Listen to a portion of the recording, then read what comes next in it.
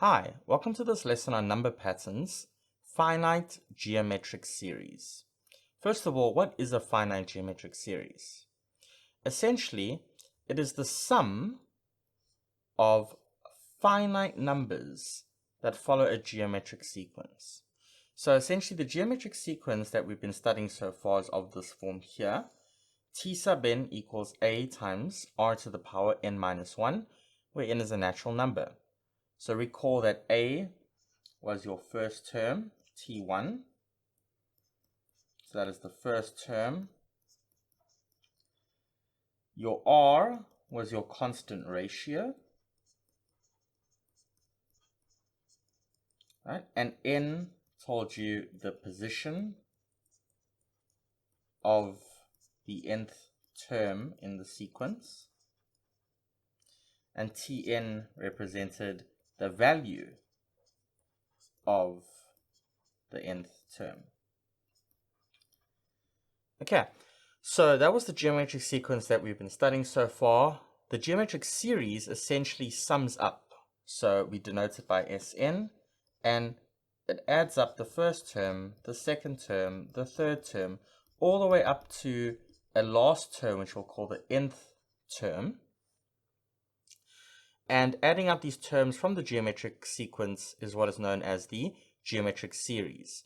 The reason why we are differentiating finite and infinite geometric series, just like with the arithmetic series, we only dealt with finite arithmetic series because what would happen is if we kept on adding an arithmetic sequence, whether it had a whole bunch of positive terms or a whole bunch of negative terms, it would either diverge to positive or negative infinity.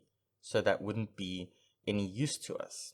However, in the geometric series sense, we talk about the finite geometric series, adding up the first consecutive n terms in the geometric sequence. But we will also discuss infinite geometric series in the next section, which we'll actually see that you can add up infinitely many terms of a geometric sequence and it could actually converge to a finite number. And that is mind-blowing. But we'll discuss that in the infinite geometric series section. For now, we'll be keeping it within the finite geometric series. As a last off here, just a little bit of history of the geometric series.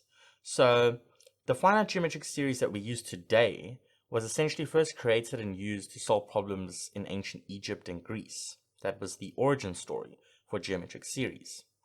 But now they are more commonly used in the infinite sense in modern mathematics.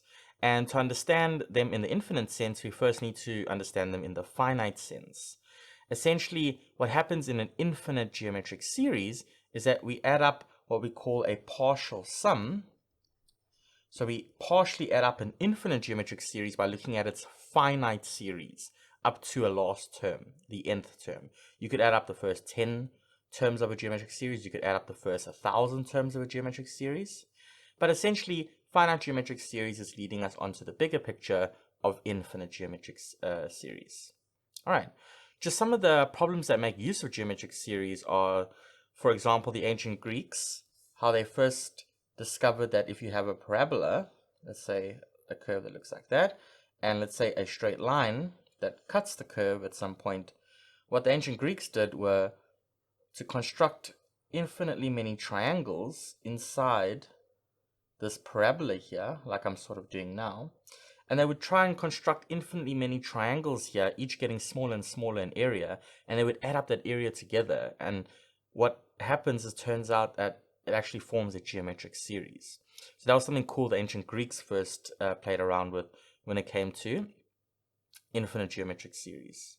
This was mainly around Euclid's time of putting together his very popular Elements book, which is a very old ancient mathematics textbook where a lot of geometry proofs come from today that we still use. That's how important these works are of the ancient Greeks. All right, and we can show that an infinite sum can converge to a finite number. That's going to be in the next section for infinite geometric series. But this can also help us in present value annuities in financial mathematics. As you'll see in the financial math section of the course, that when we break down how to do the annuities, we actually see that they form geometric series. So therefore, knowing how to add up the geometric series and use the appropriate formulae is going to be important. All right, so that's a little deep dive into geometric series. We'll focus on the finite series for now, and we'll move on and do some more examples. All right, I'll see you in the next one.